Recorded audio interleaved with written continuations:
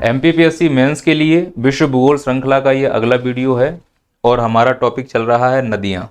इससे पहले हमने पर्वत कंप्लीट किए, पठार कंप्लीट किए, लेकिन मैदान छोड़ दिए क्योंकि दुनिया के अधिकांश मैदान नदियों से बनते हैं। तो पहले हम नदियाँ कंप्लीट करेंगे और नदियों की क्लास में एक क्लास हो चुकी है जिसमें हमने बेसिक कॉन्सेप्ट आपको समझाए, जिसमें नदियों से संबंधित कुछ प्रमुख शब्दावलियां हैं जो पीएससी आपसे निश्चित रूप से पूछेगी 3 मार्कर्स में। उन पर हमने चर्चा की थी और आशा करता हूं कि वो शब्दावलियां आपको समझ में आई हों। जैसे नदी किसे कहते हैं, नदी बेसिन क्या है, जल संभर किसे कहते हैं, जल विभाजक क्या है, कैचमेंट एरिया किसे कहते हैं। अब आज की क्लास में हम पढ़ेंगे नदियों से बनने वाली स्थलाकृतियां। नदी अपने जन्म से लेकर और उसके समापन तक कुछ ना कुछ स्थलाकृतियों का निर्माण करती रहती है। तो जो नदी का जन्म और समापन है, इस पूरे क्रम को नदी कोर्स कहा जाता है। नदी कोर्स सिलेबस में कहीं भी नहीं लिखा, लेकिन हम मान के चलते हैं कि यह नदी का सबसे प्रमुख लक्षण है और लक्षण तो सिलेबस में लिखे हुए हैं। तो नदी कोर्स में हम प्रमुख रूप से कोशिश करेंगे कि जो नदियां स्थलाकृतियां बना रही है उन स्थलाकृतियों को भी हम कंप्लीट कर लें। भले ही हमारे सिलेबस में स्पेशली विश्व भूगोल में तो कहीं नहीं लिखा है कि नदियों के द्वारा बनने वाली स्थलाकृतियों को पढ़कर आओ, लेकिन उसने कहा था प्रमुख भौतिक लक्षण जरूर पढ़कर आना। तो नदियों के भौतिक लक्षण में उसकी स्थलाकृतियां ही शामिल होंगी, फिर वो चाहे अपर्दन इरोजन से बनती हों या फिर निक्षेपण डिपोजिशन से बनती हों। अपर्दन का मतलब है ऐसी स्थलाकृतियां जो नदी के द्वारा या जल के द्वारा काट के बनती हों, और निक्षेपण का मतलब है जो नदी अवसाद लेके आती है, मलबा लेके आती है, उसके बिछने से बनती हो। डिपोजिशनल लैंडफॉर्म बोलते हैं उनको हम। तो इन्हीं पर बात करेंगे। इन पर बात करने से पहले इसको समझना जरूरी है कि सर नदी कोर्स थोड़ा सा इमेजिन करवा दीजिए। आप इस डायग्राम को देखो, एक हाइपोथेटिकल डायग्राम है जिससे आप इमेजिन कर पाए कि ऐसा कुछ हो रहा होगा। मैंने कोशिश की है ये बताने की कि ये एक उच्च बिंदु है, हाई पॉइंट है। इस हाई पॉइंट से किसी एक जलधारा का प्राकृतिक रूप से प्रवाह हो रहा है जिसको हम नदी कहते हैं। तो मैं ये बोल सकता हूं कि ये किसी नदी का उद्गम क्षेत्र है, ओरिजिन पॉइंट है ये। अगर नदी का उद्गम हुआ है तो उसका समापन भी होगा, वो यहां पर जाकर हो रहा है। कुल मिला के ये वाला जो हाथ है ये सागर है और ये वाला जो हाथ है ये पर्वत की चोटी है जिसमें मैंने पेन पकड़ा है। अब नदी इस पर्वत की चोटी से उत्पन्न हुई और नदी का एक ही लक्ष्य होता है कि वो किसी जलराशि से जाकर मिले। अब आप बोलोगे कि सर कई ऐसी नदियां हैं जो दूसरी नदियों की सहायक बनती हैं। सही बात है, पर वो भी तो जलराशि मानी जाएगी और हमें ये देखना है कि आखिरकार कोई तो नदी होगी जो अंत में जाके सागर से मिलती हो। मैं उसकी बात कर रहा हूं। तो कुल मिला के नदी का अंतिम लक्ष्य होता है सागर से मिलना। अब नदी एक अमीर घर की लड़की है, सागर एक गरीब घर का लड़का है। अब मिलन कैसे हो, तो इस अमीर घर की लड़की को या तो नीचे उतर के आना पड़ेगा या फिर इस गरीब घर के लड़के को ऊपर जाना पड़ेगा। अब इसकी औकात ऊपर जाने की तो नहीं है, लेकिन अगर ये गरीब घर का लड़का ऊपर गया तो पूरी दुनिया में तबाही आ जाएगी। गरीबों को ऊपर जाते हुए कौन देखना चाहेगा, क्योंकि समुद्र तल अगर ऊपर गया तो पूरी दुनिया डूब जाएगी ना, आंसुओं में रोते हुए गरीब की तरक्की देखकर। तो ये अमीर घर की लड़की बोल रही तुम रुको, मैं ही नीचे आ रही हूं। तो ये जो नदी है, अब मिलना तो है सागर से।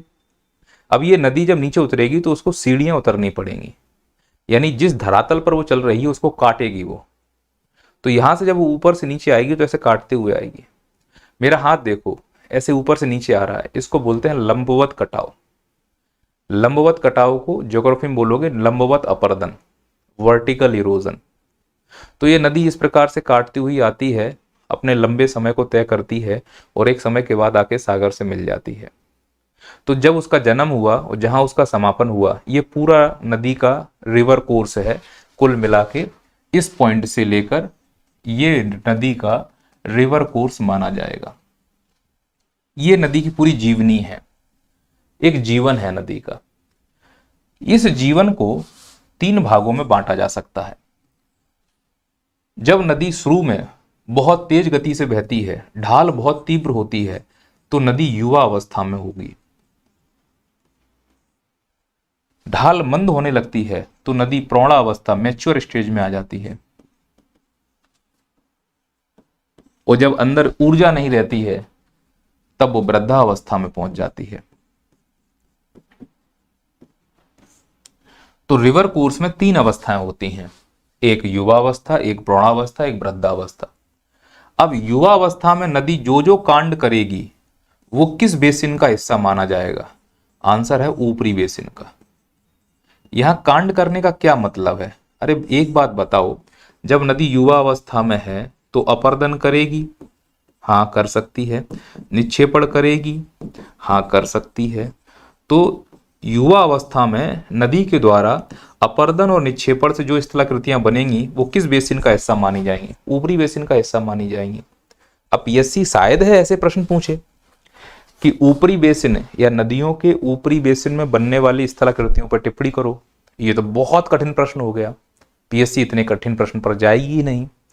लेकिन समझ बनाने के लिए ये तो समझ में आ रहा है कि जब भी युवा अवस्था बोला जाएगा, इसका मतलब नदी जहां से बह रही है वहां उसकी गति अभी बहुत तेज है, और अगर गति तेज होगी तो वो कटाव करेगी। तो याद रखना है, युवा अवस्था में नदी लंबवत कटाव करती है और क्षैतिज कटाव कम करती है। इसका मतलब युवा अवस्था में नदी गहरी होती है। युवा अवस्था में नदी लंबवत कटाव करेगी, और जब लंबवत कटाव होगा तो नदी गहरी होने से हो जाएगी। क्यों? क्योंकि युवा अवस्था में नदी पहाड़ से उतर रही है, इसका मतलब ढाल बहुत ज्यादा है। और जब ढाल ज्यादा होता है तो एक सिद्धांत कहता है हाइड्रोलॉजी का कि यदि जल की गति को 2 गुना बढ़ा दिए जाए तो मलबा ढोने की शक्ति 6 गुना बढ़ जाती है। अब जो उसने कटाव किया है, उस कटाव से जो उसने मलबा इकट्ठा किया है, उस मलबा के इकट्ठा करने के कारण जब गति तेज होगी तो वहां इकट्ठा ही नहीं हो पाएगा, तो नाली साफ होती जाएगी, गहराई होगी कि नहीं होगी। अब नदी थोड़ा सा और आई, जवानी खत्म हुई, जिम्मेदारियां बढ़ने लगी।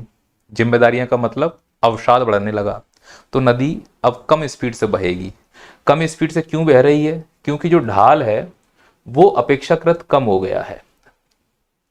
ढाल कम होने का मतलब है नदी मैदानी भागों में आ चुकी है, और जब नदी मैदानी भागों में आएगी तो इसका मतलब है क्षैतिज जो अपर्दन है वो ज्यादा हो गया है और लंबवत अपर्दन कम। और जब नदी क्षैतिज अपर्दन करती है तो इसका मतलब नदी की चौड़ाई बढ़ रही है। तो आपने देखा होगा मैदानी भागों में नदी कितनी चौड़ी होती है, पार्ट बोलते हैं, एक पार्ट से दूसरा पार्ट। तो प्रौढ़ावस्था में नदी की चौड़ाई बढ़ने लगती है। अब इस अवस्था में नदी जो भी निक्षेपण या अपर्दन से स्थलाकृतियां बनाएगी उसको बोलेंगे मध्य बेसिन में बनने वाली स्थलाकृतियां। जैसे आपने सुना होगा गंगा का ऊपरी बेसिन, गंगा का मिडिल बेसिन, गंगा का लोअर बेसिन। तो मध्य बेसिन का मतलब है कि नदी प्रौढ़ावस्था में आ चुकी है, जिसमें क्षैतिज अपर्दन बहुत हो रहा है लेकिन लंबवत अपर्दन कम। फिर नदी वृद्धावस्था में पहुंचती है, मतलब यहां मोक्ष की प्राप्ति होने वाली है। कुल मिला के यहां अपर्दन जो है वो कम हो जाता है। कैसा अपर्दन? फिर वो चाहे लंबवत हो चाहे क्षैतिज हो। हाइपोथेटिकल मान के चलते हैं कि लंबवत और क्षैतिज अपर्दन एक दूसरे के बराबर हो जाते हैं, लगभग समान हो जाते हैं। अब ऐसा तो है नहीं कि जहां जल हो जमीन पर वहां कटाव ना हो, तो थोड़ा बहुत तो कटाव हो रहा होगा, लेकिन लक्ष्य क्या है? युवा अवस्था में लंबवत अपर्दन हुआ, प्रौढ़ावस्था में क्षैतिज अपर्दन हुआ, वृद्धावस्था में कुछ नहीं हुआ, सीधे जाके मिलन हुआ। और जैसे ही नदी की धारा सागर के तट से जाके मिलती है, अपर्दन का काम खत्म, लक्ष्य पूरा हो गया। वृद्धावस्था में कोई अपर्दन नहीं होगा, अगर होगा भी तो थोड़ा बहुत क्षैतिज अपर्दन होगा, लंबवत तो बिल्कुल नहीं हो सकता।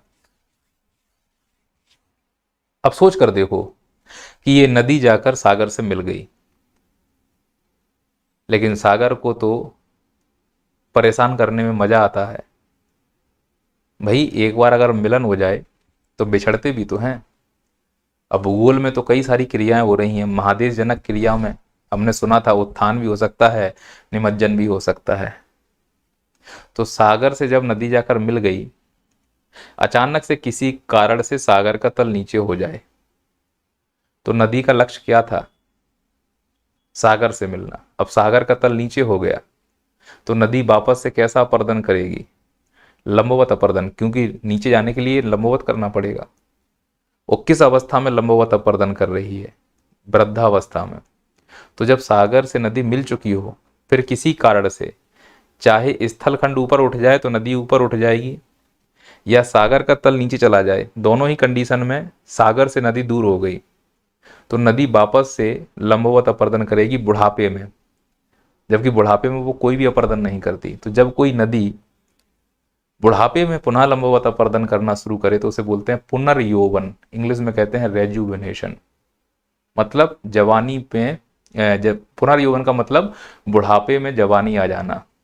आसाराम बापू, राम रहीम, कई मौलवी पंडित के नाम सुने होंगे। बुढ़ापे में जवानी आ रही है। आई बात समझ में कि नहीं आई? तो रेजुविनेशन यानी पुनर्यौवन किस अवस्था में हो सकता है? वृद्धावस्था में। और जिस पॉइंट से रेजुविनेशन या पुनर्यौवन शुरू होता है, कटाव शुरू होता है, उसे निक पॉइंट कहते हैं। और उस पर जो जलप्रपात बनता है उसे निक पॉइंट वाटरफॉल कहते हैं। तो इस प्रकार की हमें स्थलाकृतियों को समझना है, चीज़ों को देखना है कि कैसे इन इन अवस्थाओं में क्या क्या काम हो रहा है। अब इसको थोड़ा सा और अच्छे डायग्राम में समझिए। ये आपको रियल डायग्राम दिख रहा होगा, अपन ने किसी का चेप दिया है गूगल से डाउनलोड करके। देखो कौन सी एज है? Young age. यंग एज वाले पोर्शन में देखो क्या दिख रहा है? पहाड़ ही पहाड़ दिख रहे हैं भाई साहब। फिर कौन सा एज आता है? Mature age. फिर कौन सा आता है? Old age. तो मैच्योर एज में कौन कौन सी स्थलाकृतियां बन रही हैं यहाँ पे लिखा हुआ है।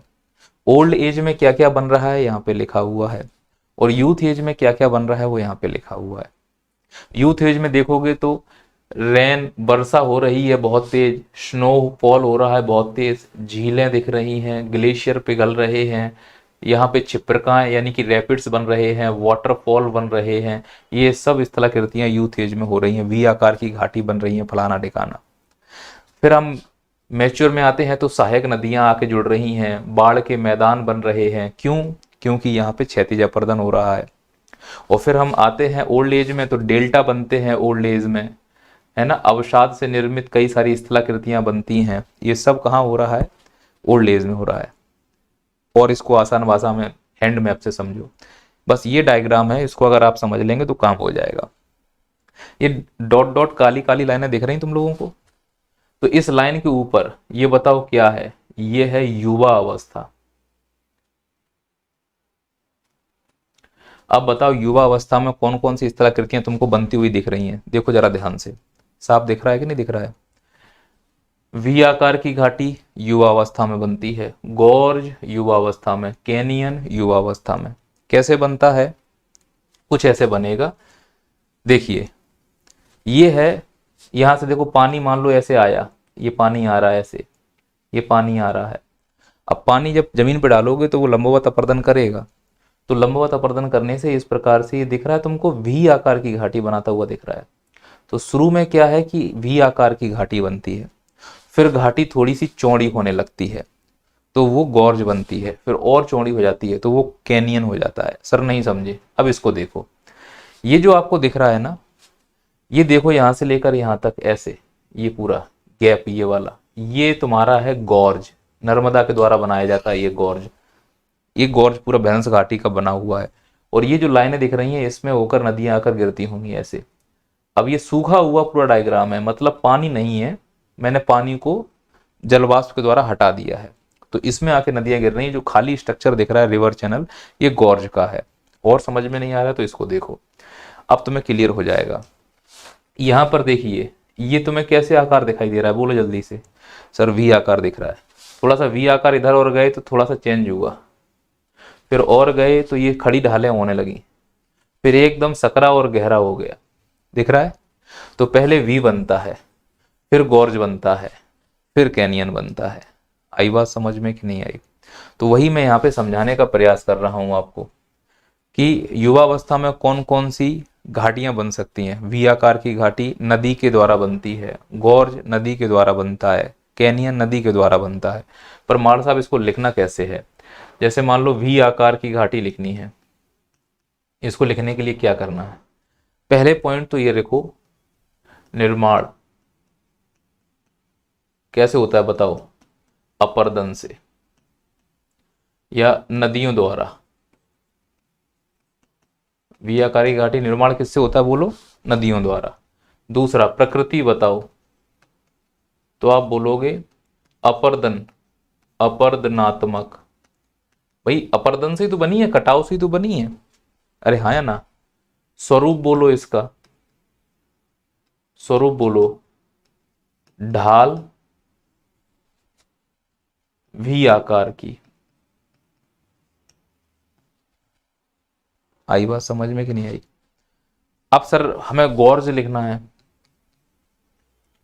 पहला पॉइंट बोलो निर्माण, सेम चाप दो। प्रकृति बोलो, सेम चाप दो। स्वरूप बोलो, वी घाटी से स्पष्ट, वी घाटी से इसका आकार स्पष्ट होता है। और फिर उदाहरण लिखना। उदाहरण कैसे? जैसे ब्रह्मपुत्र नदी एक गौर्ज बनाती जिसका नाम है दिहांग गौर्ज। सतलज नदी एक गौर्ज बनाती जिसका नाम है सिपकिला गौर्ज। सिंधु नदी एक गौर्ज बनाती जिसका नाम है बुंजी गौर्ज।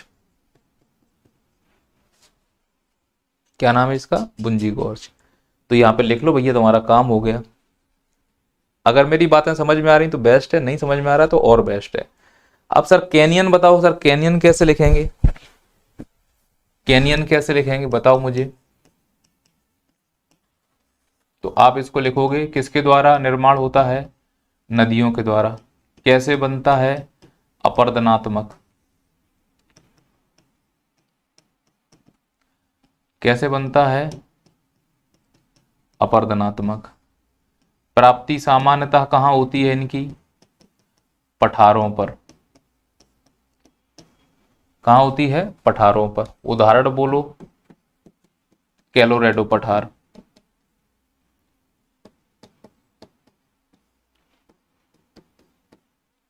कैलोरेडो पठार का ग्रांड कैनियन, का ग्रांड कैनियन।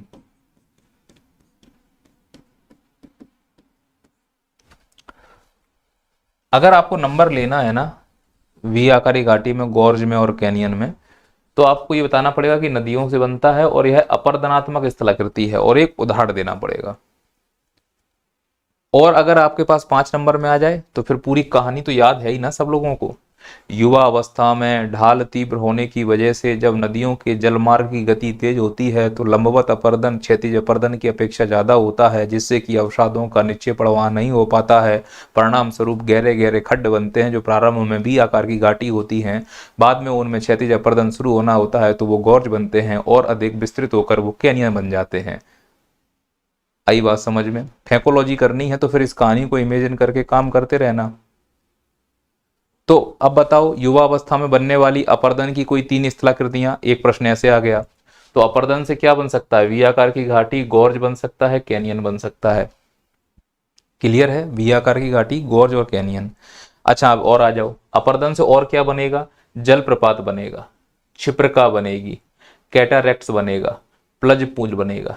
ये सब युवा अवस्था में अपरदन से बनने वाली स्थलाकृतियां हैं। जलप्रपात, क्षिप्रा, कैटारेक्ट्स क्या होते हैं? आप देखो यहाँ पे कि अचानक से ये नदी आ रही थी और एक ढाल के सहारे, वो ढाल में इमेजिन करता हूं ये वाली ढाल होगी, तो इस ढाल के सहारे ऊपर से जल नीचे गिरता है। तो जिस ढाल से जल नीचे गिर रहा है वो ढाल कहलाती है जलप्रपात, वो पानी जलप्रपात नहीं है। नहीं तो जब पानी सूख जाता है तो हम कहीं जलप्रपात देखने जाते हैं, बोलते हैं ना ये जलप्रपात है। जिस ढाल से, खड़े ढाल से पानी नीचे गिरता है उसको जलप्रपात कहते हैं। और जब यही जलप्रपात इस प्रकार से सीढ़ी नुमा जल के रूप में नीचे आए तो उसे क्षिप्रका या कैटारेक्ट्स कहते हैं। और जहां जाकर ये पानी भर जाता है उसको प्लंज पूल कहा जाता है। आई बात समझ में? नहीं बात समझ में आई है तो इसको हम एक डायग्राम के द्वारा तुम्हें स्पष्ट करने का प्रयास कर रहे हैं। ये देखिए, यहां ये वाली जो चट्टानें हैं ये कठोर चट्टानें हैं जिसके ऊपर ये पानी बह रहा है। वो जो नीचे है ये वाली कोमल चट्टानें हैं जो पानी से कट सकती हैं। अब ये देखो, यहां से पानी इस प्रकार से आ रहा है, कठोर चट्टान के ऊपर इसने अपरदन करने का प्रयास किया, उतना अपरदन नहीं हो पाया। पानी ऊपर से नीचे गिरा और इधर जाके टकराया तो ये अंदर वाला जो हिस्सा है ये कट रहा है। और एक समय ऐसा आएगा कि ये वाला जो हिस्सा है वो टूटकर नीचे गिर जाएगा और यह पीछे की ओर भागने लगेगा नदी। यानी कि जो जलप्रपात पहले यहां हुआ करता था, देखो इमेजिन करो, कट के फिर वो यहां आया, ऐसे कट कट के यहां पहुंचा, एक समय के बाद यह कट कट के पीछे चला जाएगा। आई बात समझ में? इसको हेडवार्ड इरोजन कहा जाता है। और इसी हेडवार्ड इरोजन से यदि रिवर पायरेसी हो जाए तो मिसफिट रिवर वैली बन जाती है, जो मैं आगे समझाऊंगा आपको। तो ये जो पानी गिर रहा है ये जलप्रपात नहीं है, ये जो खड़ी ढाल है ये जलप्रपात है। और जहां जिस गड्ढे में पानी भरता है ये प्लंज पूल है।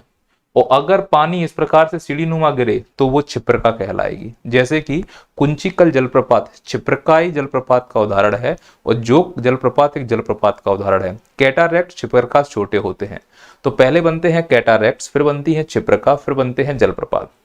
यानी पानी कम ऊंचाई से नीचे गिरे कैटारैक्ट्स, थोड़ी और ज्यादा ऊंचाई से गिरे छिप्रका, बहुत ज्यादा ऊंचाई से गिरे जलप्रपात। तो जलप्रपात बनने से पहले वो क्या बनता है? छिप्रका। और छिप्रका बनने से पहले वो क्या बनता है? तो आंसर है छिप्रका बनने से पहले वो कैटारैक्ट्स बनता है। आई बात समझ में? समझा पाया हूं यहां तक आप लोगों को? अच्छा, ये वाला मैप देखो तो इससे और स्पष्ट हो जाएगा। देखिए यहां से इस प्रकार से तुमको ये घाटी दिख रही होगी, ये घाटी दिख रही है, तो ये गॉर्ज है। अब मैंने कहा कि ये यू शेप वैली है। यू शेप वैली क्या होता है समझना। जो वी शेप वैली और गॉर्ज और कैनियन है ये बनते हैं नदियों के द्वारा, लेकिन जो यू शेप वैली है ये बनती है ग्लेशियर के द्वारा। और ग्लेशियर हमारे सिलेबस में है, हिमनद हमसे कहा गया है पढ़ने के लिए। कैसे बनती है ये यू शेप वैली? ऐसे दिखती है, देखो पहले ये वी शेप वैली हुआ करती है, यानी नदी ने पहले वी शेप वैली बनाई और यहां से नदी गायब हो गई। अब इसमें आके आइस एज शुरू हो गया, मतलब हजारों करोड़ों साल तक बर्फ पड़ी, तो वो बर्फ आके यहाँ भर गई। और इस बर्फ के भरने से हमें मालूम है कि बर्फ का आयतन ज्यादा होता है। तभी तो आपने सुना होगा कि एक ग्लास की बोतल में कभी फ्रिज में पानी नहीं रखना चाहिए, क्योंकि जब वो ग्लास की बोतल में फ्रिज का पानी जमता है, बर्फ बनता है, तो उसका आयतन फैलता है और वो ग्लास की बोतल फूट जाती है। ऐसा बचपन में पढ़ा होगा। ठीक इसी प्रकार से जब आइस एज आया, हजारों सालों तक सिर्फ बर्फ ही बर्फ पड़ी, तो इस वैली में जो नदियों ने बनाई थी वी शेप वैली, उसमें ऐसे भर जाती है क्या? बर्फ, और बर्फ का आयतन बढ़ता है, और उस आयतन के बढ़ने से जो धरातल पे घर्षण होता है, उस घर्षण से भी आकार यू आकार में बदल जाता है। और फिर जब नॉर्मल एज आती है तो ये आइस पिघल जाती है और इस प्रकार से चौड़ा मुंह रह जाता है, जिसे हम यू शेप वैली कहते हैं। तो यू शेप वैली ग्लेशियर के द्वारा बनती है, वी शेप वैली नदियों के द्वारा बनती है। लेकिन ये बात सही है कि यू शेप को बनाने के लिए वी शेप का होना बहुत जरूरी है, यानी जब तक वी शेप वैली नहीं होगी यू शेप वैली नहीं बन सकती है। वही इस डायग्राम में तुमको दिखाया गया है कि ये देखिए यहाँ पर ये जो दिख रही है, अब ये यू शेप वैली है, पहले कभी वी शेप वैली रही होगी। तो V shape valley U shape valley भी बन सकती है, पर कब? जब उसमें आइस एज से बर्फ जम जाए। और V shape valley gorge canyon कब बनेगी? जब नदियों के द्वारा अपर्दन हो जाए और डालों को खड़ा कर दिया जाए। अब सोच कर देखो, यहां पर देखिए एक नदी ऐसे आ सकती है, बोलो हाँ, जैसे एक नदी ऐसे आ रही है, ऐसे ही इसमें एक नदी आ सकती है, ऐसे ही इसमें नदी आ सकती है। तो यहां से जो ये नदी है, इसका पानी जो नीचे गिर रहा है, दिख रहा है गिरते हुए, ये जलप्रपात है। और चूंकि यह है बहुत ऊंचाई पर बनी हुई है, तो इसको हम हैंगिंग वैली या लटकती घाटी भी कह सकते हैं। लटकती घाटी कुछ इस प्रकार से हमको दिखाई देगी। आप इस डायग्राम को देखो, बताओ ये कौन सी वाली शेप वैली है? तो बोलोगे सर यू तो यू शेप वैली हमको दिख रही है। अब यहाँ पर एक नदी देखो, यहाँ पे ये भी यू शेप वैली वाली नदी है। यहाँ से एक नदी का पानी आया, ऊपर से नीचे गिरेगा, जलप्रपात है। पर इस घाटी को देखो और नीचे वाली घाटी को देखो, कितना डिफरेंस है। ऐसा लग रहा है कि इसके ऊपर लटक रही है, तो इसको लटकती घाटी कहा जा सकता है। तो लटकती घाटी किसे कहते हैं? वाटरफॉल किसे कहते हैं? स्टीप वैली किसे कहते हैं? फ्लैट वैली किसे कहते हैं? और मिसफिट रिवर जिसे बेमेल नदी किसे कहा जाता है? बेमेल नदी की मैं अभी चर्चा करूंगा आपसे। तो आपको इतनी शब्दावलियां मेरे हिसाब से आ गई होंगी कि फ्लैट वैली किसे कहते हैं, स्टीप साइड वैली किसे कहते हैं। मिसफिट रिवर पर मैं आगे चर्चा करने वाला हूं। वाटरफॉल आई गया है, लटकती घाटी आई गया है, और यू शेप वैली के बारे में भी हमको जानकारी मिल गई है। चलिए, तो युवा अवस्था में बनने वाली स्थलाकृतियों पर टिप्पणी कर सकते हो? हाँ सर, वी आकार की घाटी, गॉर्ज, कैनियन, जलप्रपात, छिपका, कैटारैक्ट्स और प्लंज पूल, ये सब युवा अवस्था में बनती हैं, जिसमें लंबवत ज्यादा होता है, अपर्दन और क्षैतिज अपर्दन कम होता है। युवा अवस्था में अपर्दन ज्यादा, लंबवत क्षैतिज कम। क्लियर है बात? चलो, अब आते हैं हम लोग दूसरे वाले नंबर पर। दूसरा नंबर कौन सा है? ये वाला, जिसको हम बोलते हैं प्रौढ़ावस्था, मैच्योर स्टेज। अब प्रौढ़ावस्था में तो क्षैतिज अपरदन ज्यादा, लंबवत अपरदन कम, नदी चौड़ा होना शुरू, निक्षेपण होना शुरू। तो जो ऊपर नदियों के द्वारा जब पर्वतों से मलबा ढेर सारा लाया जाएगा तो यहाँ तो ढाल तीव्र है, गुरुत्वाकर्षण का बल लग रहा है और जलधारा की गति बहुत तेज है, तो स्वाभाविक है ढालों पे तो मलबा रुकेगा नहीं, लेकिन ढालों के नीचे आके मलबा रुकेगा। और ढालों के नीचे मलबा इसलिए रुक रहा है क्योंकि ढाल खत्म हो गई है, और जहां से ढाल खत्म होती है वहीं से युवावस्था खत्म और प्रौढ़ावस्था शुरू हो जाती है। तो ऊपर से जो मलबा आ रहा है बड़े बड़े पत्थरों के रूप में, वो पर्वतों के पादीय क्षेत्रों में आके रुकता है, जिसे शिवालिक के पास भावर कहते हैं। तो जहां नदियां विलुप्त हो जाती हैं भावर क्षेत्र में, तो एक्चुअली वो किस क्षेत्र में विलुप्त हो रही हैं? प्रौढ़ावस्था क्षेत्र में। तो प्रौढ़ावस्था क्षेत्र में जो अपरदन और निक्षेपण से स्थलाकृतियां बनती हैं उनके नाम सुनना पड़ेगा। क्या क्या? देखो पहले तो यहाँ पे बनते हैं जलोढ़ शंकु, जलोढ़ पंख। जलोढ़ शंकु और जलोढ़ पंख का मतलब ढेर सारा जो मलबा है वो मलबा यहाँ पर ट्रांसफर किया गया है और एक जगह पर आकर उसको इकट्ठा किया गया है, जिसको हम इस मैप के द्वारा समझ सकते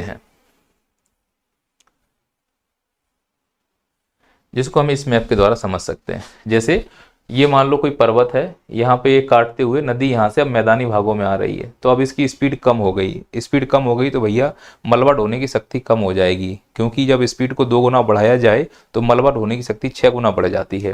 तो इधर के आसपास वाला जो एरिया है, जो मलबा वो लेके आई थी ऊपर से अपरदन करके लंबवत अपरदन किया था, अब ढाल की वजह से अपरदन का जो अवसाद है वो ऊपर तो रुका नहीं होगा, लुढ़क कर नीचे आया होगा। तो इस प्रकार से पंखे नुमा अगर फैल जाता है, चूंकि ये अवसाद है नदियों के द्वारा लाया गया तो जलोढ़ कहा जाएगा, तो ये पंखे नुमा जो संरचना दिख रही है इसको जलोढ़ पंख कहते हैं। और अगर इस प्रकार से इकट्ठा हो जाता त्रिभुज के नुमा तो इसको हम जलोढ़ शंकु कहते हैं, जिसका जो आधार है वो सागर की तरफ होता है, जिसका शीर्ष है वो पर्वत की तरफ होता है। अगर इस प्रकार से चाहेंगे तो चीजों को यहाँ नोट किया जा सकता है। तो अब प्रौढ़ावस्था में कौन कौन सी स्थलाकृतियां बना रहे हैं?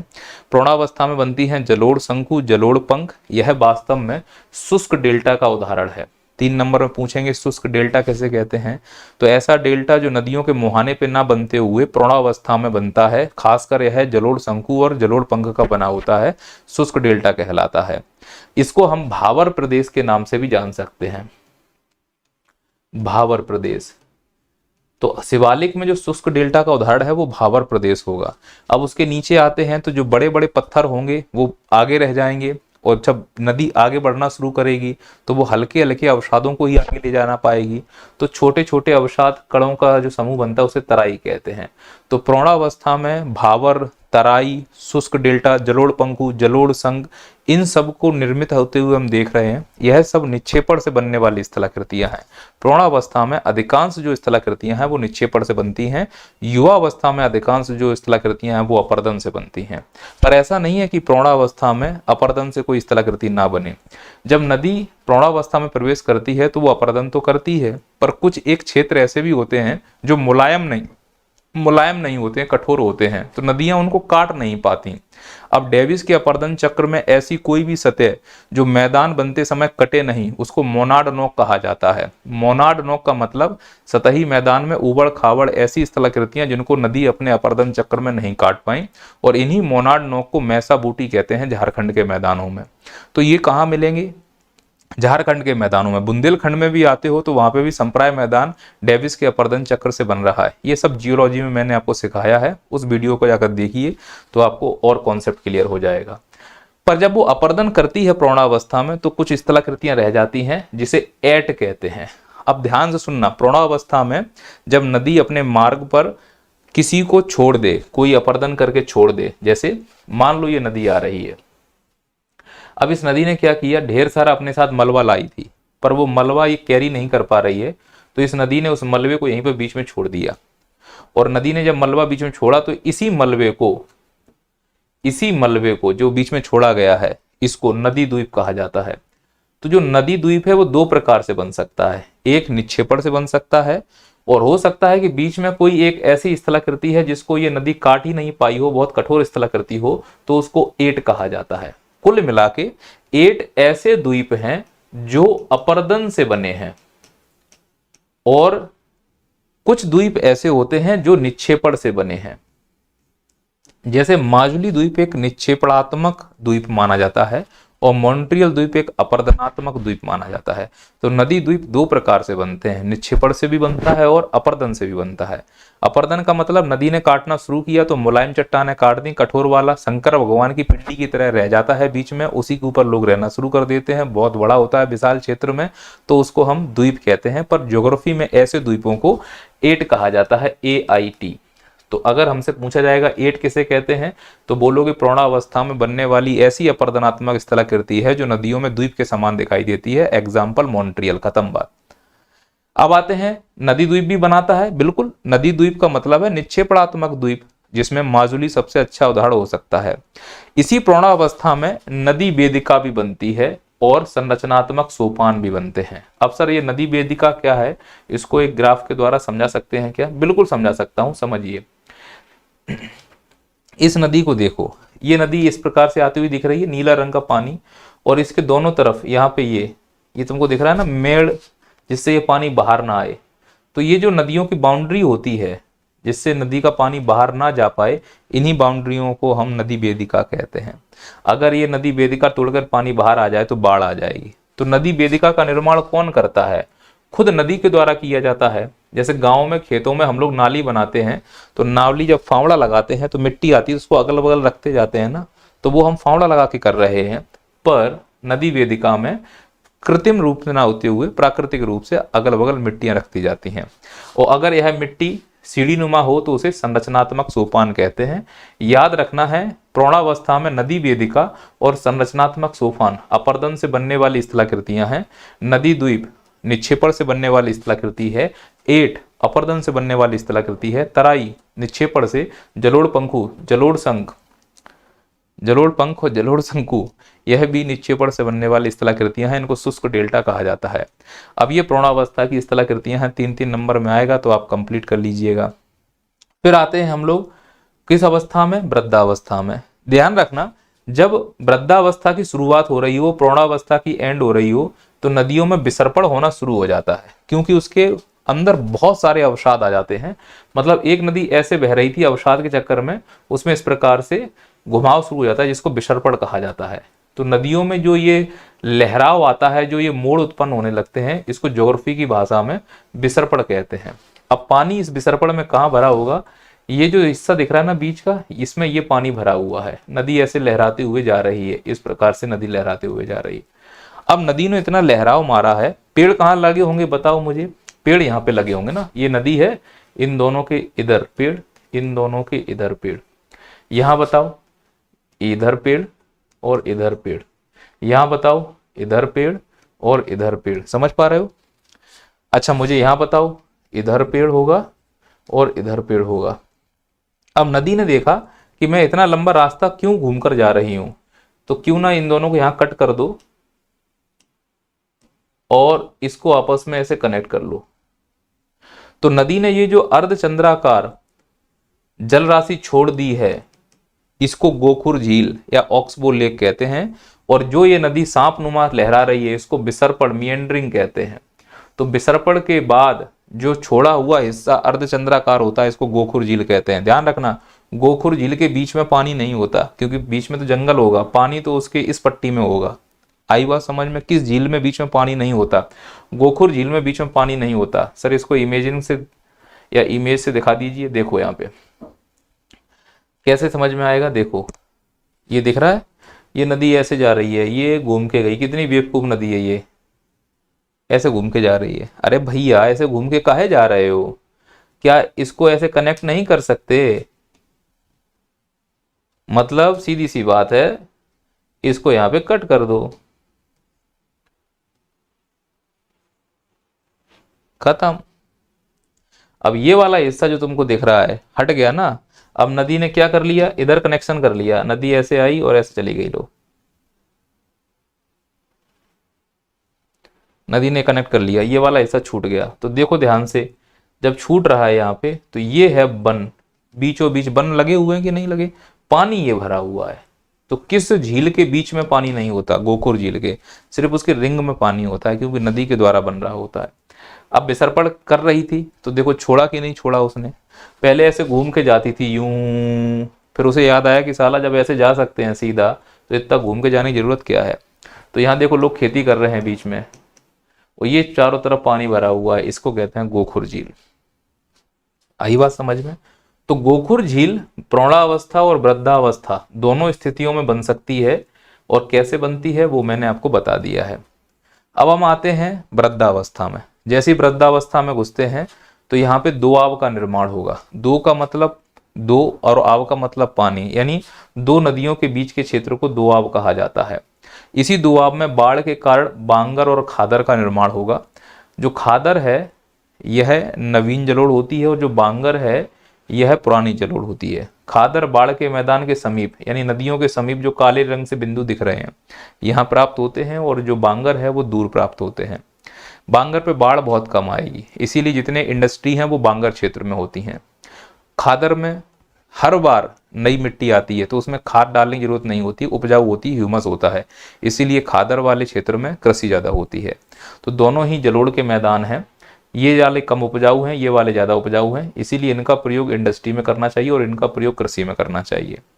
अब ये जाकर मिल रही है किससे? इस नदी से, तो इसको हम कहते हैं सहायक नदी। कभी कभी सहायक नदी बड़ी नदी को अपनी ओर खींच लेती है, जिसको सरिता अपहरण कहा जाता है। और आगे जाते हैं, जहां सहायक नदी एक दूसरे से मिलते हैं उसको संगम कहते हैं, और जहां पर वो संगम की नोक बनती है उसको संगम नासिका कहा जाता है। इसमें कई सारी ऐसी चीजें हैं जो रेत से बनती हुई दिखती हैं। याद रखना, जो रेगिस्तान में रेत के टीले बनते हैं उनको सैंड डून कहते हैं, और जो नदियों में रेत के टीले बनते हैं उनको एंटी डून कहा जाता है।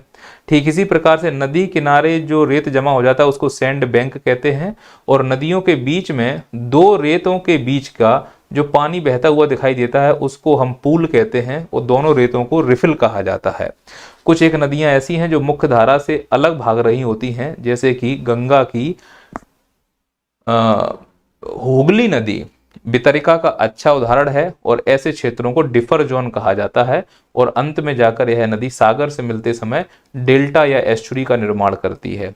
तो प्रौढ़ावस्था में वृद्धावस्था में गोखुर झील बनता है, दोआब बनता है, बांगर बनता है, खादर बनता है, सरिता अपहरण हो सकता है, एंटीडून बनता है, रिफिल बनता है, पूल बनता है, सैंड बैंक बनता है, वितरिकाएं बनती हैं, डिफर जोन बनता है, डेल्टा एस्चुरी, संगम नासिका संगम, इन सब चीजों का निर्माण वृद्धावस्था में होता है। स्क्रीनशॉट ले लो, इसकी प्रैक्टिस करना 3 मार्कर्स के रूप में।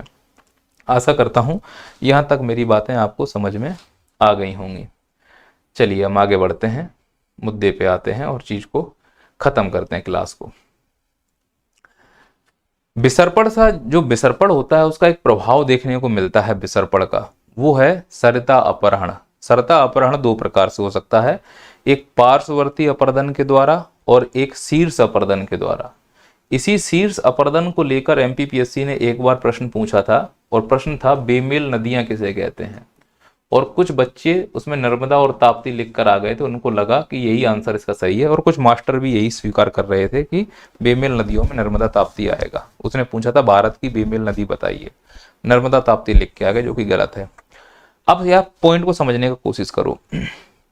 ये जो पार्श्ववर्ती अपरदन की हम बात कर रहे हैं, ये मेंड्रिंग से आती है। मेंड्रिंग का मतलब विसर्पण से आती है। मतलब कोई एक नदी थी, वो इस प्रकार से लहराना शुरू कर दी, अब वो लहराते हुए नीचे की तरफ आ रही है, इस प्रकार से ये वाली लहराते हुए ऊपर की तरफ जा रही है, पर इसकी जो गति की फ्लो है वो ज्यादा है। तो इसने क्या किया, इधर इसका फ्लो कम है, तो ये ऊपर से ढाल की वजह से नीचे की ओर आई, और इसने आगे अपना पानी भेजना बंद कर दिया, और ये जाकर इस वाली यानी बी वाली नदी में जाकर मिल गई। ऊपर वाली को ए मान लेते हैं। तो यह जब क्षैतिज अपरदन हुआ, क्षैतिज अपरदन के कारण ए नदी का पानी आकर बी नदी में मिल गया, तो ये कहा जाएगा कि इस बी नदी ने ए नदी को अपहरण कर लिया।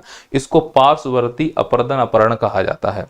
अब आता है एक शीर्ष अपरदन, कि मान लो कि ये एक प्रमुख नदी है और यहाँ एक निम्न स्थान है, यहाँ से एक नदी का उद्गम हुआ। अब यह नदी का उद्गम यहाँ से तो हुआ, लेकिन जैसे जलप्रपात काटते हुए पीछे की ओर भागता है ना, तो ये बह तो आगे की तरफ रही है, लेकिन पीछे के हिस्से को काटते हुए पीछे की ओर जा रही है, तो इसको शीर्ष अपरदन कहा जाता है। तो यह नदी ऐसे शीर्ष अपरदन करते हुए गई और यहाँ पे जाके इस नदी से ज्वाइंट हो गई। तो इस नदी का पानी आगे जाना बंद हो गया, और ये पानी जो नीले रंग का इसमें आना था वो इसमें आना शुरू हो गया। अब तो जो नीले रंग की नदी है उसने नया मार्ग बना लिया, तो ये जो अपनी बेसिन में पानी भेज रही थी, यहाँ पे पानी नहीं जाएगा, तो जहां पहले पानी जाता था वहां पानी नहीं जाएगा, उसको परित्यक्त घाटी कहते हैं। ऐसे ही कोई नदी पहले कहीं डेल्टा बनाती थी, अब नहीं बनाती, उसे परित्यक्त डेल्टा कहते हैं। तो डेल्टा की भी कई प्रकार होते हैं जो हम आगे थोड़े से लिख दिए हैं, बाकी आपको होमवर्क के रूप में करने के लिए दिया जाएगा। तो यहाँ पर जो ये इरोजन हो रहा है इसे शीर्ष अपरदन कहते हैं, और यहाँ पे जाके मिल जाएगा, जहां मिलेगा उसको नदी की कोहनी या रिवर एल्बो कहा जाता है। और बस उसके बाद ये जो बड़ी नदी है वो छोटी नदी बेसिन में प्रवाहित होना शुरू कर देती है।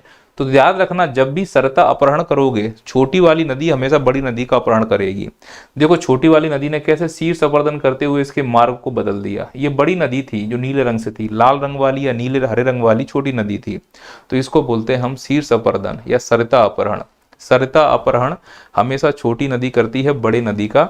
ये पॉइंट याद रखने की जरूरत है आप सब लोगों को। आशा करता हूं मेरी बात आपको समझ में आ गई होगी।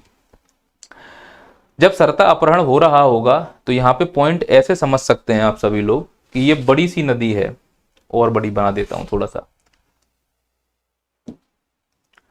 ये बड़ी नदी है ना। और सरिता अपहरण किसने किया था? छोटी वाली नदी ने, जिसका बेसिन कमजोर था, वो यहाँ पे आके इस प्रकार से। अब पॉइंट को समझने का प्रयास करना आप सब लोग कि इसने क्या किया, इसका बेसिन पतला है, इसका बेसिन चौड़ा है। अब ये पानी आगे जाना बंद हो गया, क्यों? क्योंकि ये नीले रंग का पानी था वो इसके साथ बहना शुरू कर दिया। अब इसमें पानी की मात्रा कैसी है बोलो? ज्यादा है। इसका बेसिन कैसा है? इसकी अपेक्षा कम चौड़ा है। तो जब ज्यादा पानी इसमें एंटर करेगा तो ओवरफ्लो होगा कि नहीं होगा? होगा। तो इस पानी को इसका बेसिन एडजस्ट नहीं कर पाएगा, तो इसमें हो जाएगा अंडरफिट, सॉरी ओवरफिट। ये ओवरफिट हो रही है, मतलब पानी ओवर हो रहा है। अब जिसमें पहले पानी जाता था अब वहां पानी नहीं जा रहा है, तो इसमें पानी की मात्रा कैसी हो जाएगी? कम। तो ये हो जाएगी अंडरफिट। अब जहां पानी ज्यादा होना चाहिए था वहां पानी कम हो गया, और जहां पानी कम होना चाहिए था वहां पानी ज्यादा हो गया, तो दोनों में ही बेसिन अनफिट हो गई। तो दोनों बेसिन को मिला के बोला जाता है मिसफिट बेसिन या मिसफिट रिवर। इसको कहते हैं बेमेल रिवर या अनुपन्न रिवर। बेमेल रिवर या अनुपन्न रिवर। भारत में काली नदी सबसे अच्छी मिसफिट रिवर का उदाहरण है, सबसे अच्छा। या मैक्सिको की रियो ग्रांडे नदी सबसे अच्छा मिसफिट रिवर का उदाहरण है। रसिया की कॉस्कर नदी सबसे अच्छी मिसफिट रिवर का उदाहरण है। आई बात समझ में या नहीं आई? मिसफिट का मतलब बताओ क्या हुआ कि जिस बेसिन में पानी होना चाहिए था उस बेसिन में पानी पूरी तरह से ना हो तो उसको मिसफिट रिवर के रूप में जाना जाने लगेगा। जैसे यहां पे समझो, मैंने क्या किया, इस चैनल में पानी आया, देखो ये पानी दिखता है आते हुए सब लोगों को। अब चैनल कितना बड़ा है, पानी कम आ रहा है, मतलब चैनल बड़ा पानी कम, इसे बोलेंगे हम अंडरफिट। अब मैं कह दूं कि पानी बहुत ज्यादा आ रहा है, अब पानी ज्यादा चैनल छोटा, तो तुम बोलोगे ओवरफिट। जब भी ओवरफिट होगा बाढ़ आ गई, और जब भी अंडरफिट होगा सूखा हो जाएगा। तो ऐसा चैनल जिसमें पानी ज्यादा आ जाए तो ओवरफ्लो हो जाता है, पानी कम हो जाए तो बेसिन के अंदर रह जाता है, उस चैनल को मिसफिट कहा जाता है। मिसफिट अब समझ में आया? चैनल की अपेक्षा पानी की मात्रा का कम ज्यादा होना मिसफिट रिवर की कैटेगरी में शामिल करेगा उसको। अब हम आपको कई सारे होमवर्क दे रहे हैं, उन होमवर्क को आपको कंप्लीट करके लाना है। मेरा पहला होमवर्क है ना, कंप्लीट करके लाना है आप लोगों को।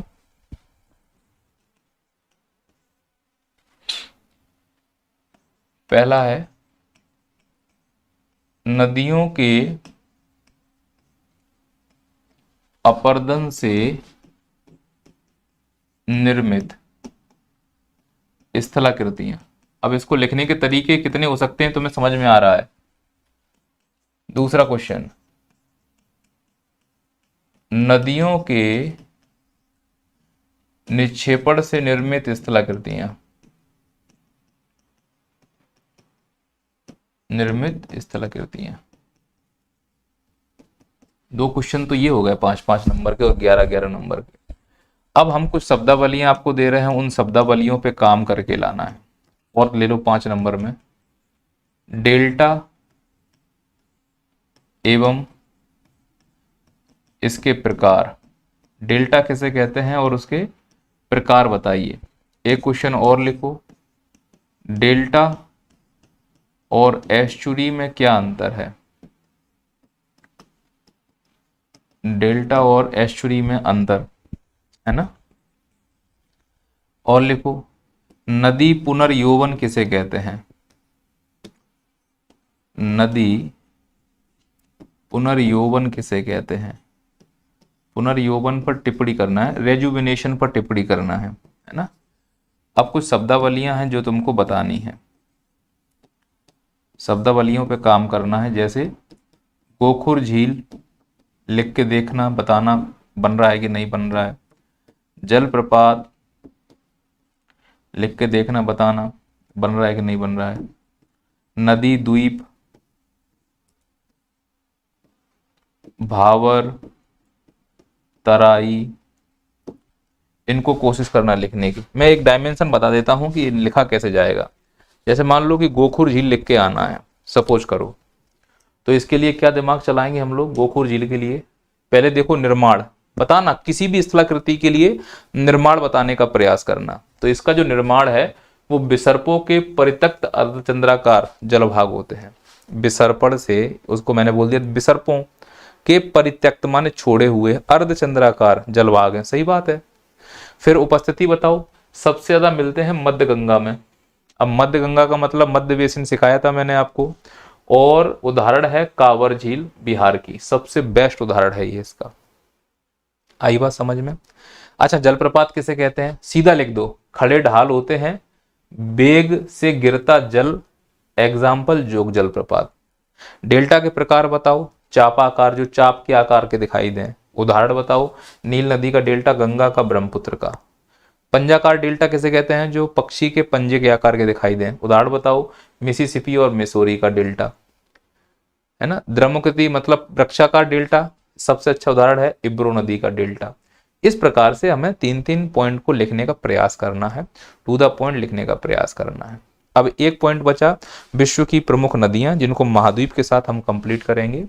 नदियों में 3 मार्कर्स बहुत बनेंगे। नदियों की थ्योरी है एक विश्व में, वो हम ना हिमालय पढ़ाएंगे तब बताएंगे। ज़्यादा मुझे नहीं लग रहा है कि नदियों से संबंध में बहुत कुछ डेप्थ में पढ़ने की ज़रूरत है हम लोगों को। जितनी ज़रूरत थी वो मैंने आपको पढ़ा दिया है। अब हम विश्व की नदियाँ इसमें कंप्लीट करेंगे। चलिए।